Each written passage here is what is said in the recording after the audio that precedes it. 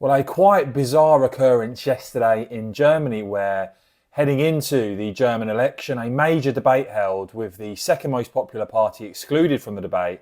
You had the most popular party and the third most popular party debating each other. Before I get to that though, just to give the context as to where Germany is, it's one of those countries, sadly, right across Europe, we're seeing it here in the UK, massacring itself economically, massacring industry, because of this green agenda. You've seen announcement recently, 35,000 jobs going in Germany from VW alone over the next 5 years. And so no surprise then really, the AfD targeting traditionally left-wing voters, with people saying in Germany now that this green agenda has been sacrificing the German economy, and some very strong words there from those in Germany. And so with that, with it firmly established in the polls now, I mean, it's pretty much in every single poll now that the AfD are second, the CDU, CSU Conservatives are first, and Olaf Scholz's party, the SPD, are third. You also have the context that in Ipsos's most recent research, the most popular outcome in terms of the future government in Germany after this election is actually a coalition between the AfD and the CDU-CSU.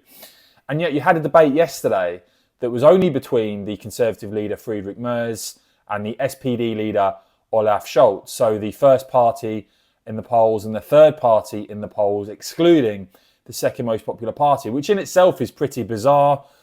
But just look at what was being discussed here.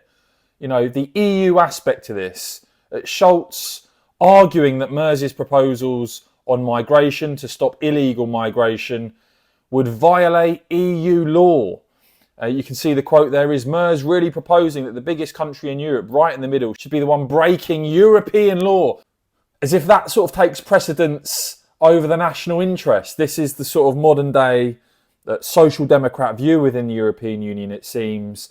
But what's really interesting is that the AfD were being fiercely debated within the context of this conversation, this programme last night, because of course the Conservatives recently voted with the AfD for the first time.